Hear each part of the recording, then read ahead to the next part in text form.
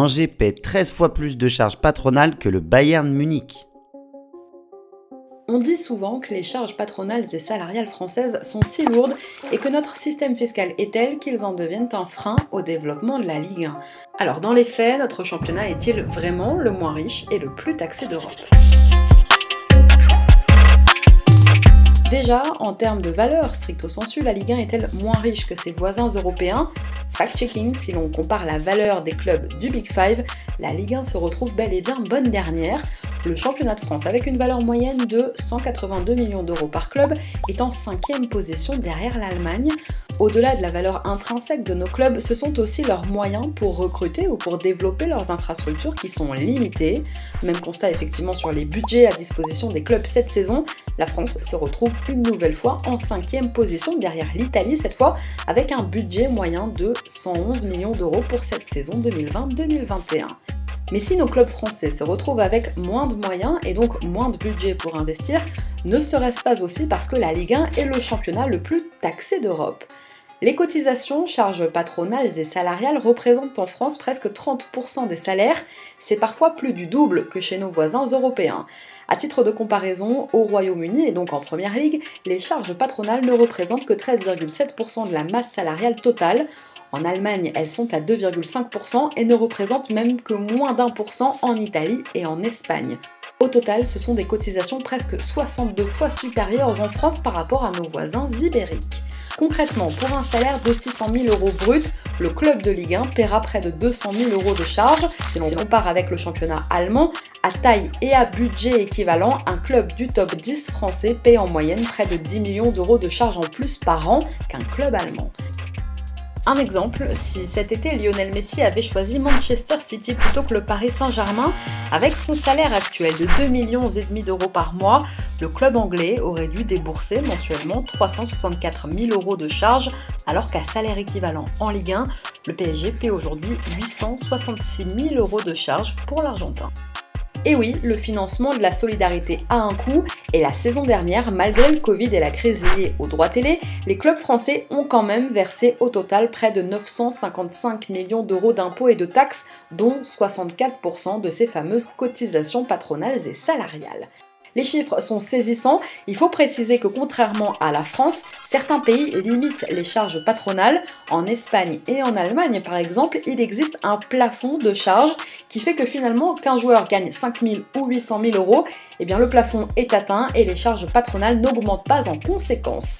Un plafonnement qui permet aux clubs de ces pays de faire des promesses salariales sur lesquelles ne peuvent pas s'aligner les clubs de Ligue 1.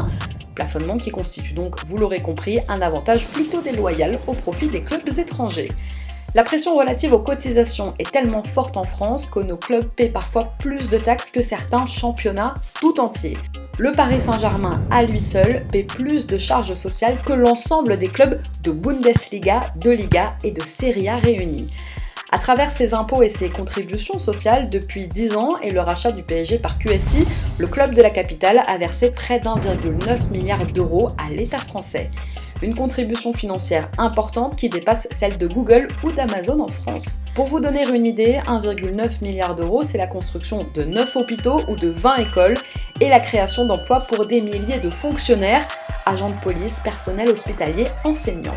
Cet effort fiscal, grâce à l'énorme manne financière de ces investisseurs, n'empêche finalement pas le PSG d'être compétitif sportivement sur la scène européenne, mais Paris reste un cas à part et nos clubs plus modestes de Ligue 1, voire de Ligue 2, sont eux aussi plus taxés que certains mastodontes européens. Quelques exemples frappants, le SCO, Caen et le TFC supportent individuellement des cotisations sociales patronales annuelles supérieures à celles du Borussia Dortmund. Accrochez-vous, le SCO, Montpellier et Saint-Etienne paient eux respectivement 12, 20 et 26,5 fois plus de cotisations sociales patronales par an que le Real Madrid. Vous l'aurez compris, nos clubs de Ligue 1 supportent une fiscalité bien plus lourde que leurs homologues européens, même les plus riches. Aux grandes dames des autres clubs français, il existe en plus de ça en Ligue 1 la particularité monégasque. Sur le Rocher, contrairement à ses concurrents en championnat, le club n'est pas soumis aux réglementations fiscales françaises, c'est bien le droit monégasque qui s'applique aux salariés de l'ASM, un statut qui permet deux choses, une exonération des charges patronales, de TVA, d'impôts sur les sociétés pour le club, et une deuxième chose, un atout pendant le mercato, puisque le statut fiscal monégasque permet aux joueurs étrangers du club d'être exonérés d'impôts sur le revenu, détail non négligeable lorsque l'on veut s'offrir une pige dorée sur le rocher. Le statut particulier de Monaco, c'est d'ailleurs un sujet qui a régulièrement fait bondir certains dirigeants français. Les avantages fiscaux de Monaco sont plus dégueulasses que le recrutement du PSG. Le président montpelliérain ne mâche pas ses mots, mais c'est vrai qu'à salaire brut égal, un joueur étranger sera plus enclin quand même à signer à Monaco que dans un autre club de Ligue 1. Résultat, alors que les clubs français comptent en moyenne 20% d'étrangers, cette proportion monte à 60% à Monaco, avec près de 16 nationalités qui composent aujourd'hui l'effectif de Niko Kovac. Stratégiquement, le statut fiscal monégasque est donc devenu une carte maîtresse dans le jeu de la SM. S'il nous est finalement aujourd'hui assez difficile d'évaluer l'impact de la taxation française sur la compétitivité sportive de la Ligue 1 au niveau européen, ce qui semble certain, c'est que le poids des charges sociales, patronales et salariales de nos clubs reste un désavantage concurrentiel important par rapport à nos voisins. Il existe ici le risque de voir fuir certains investisseurs ou certains joueurs qui préféraient signer en Espagne ou en Italie après avoir étudié le volet fiscal de notre pays.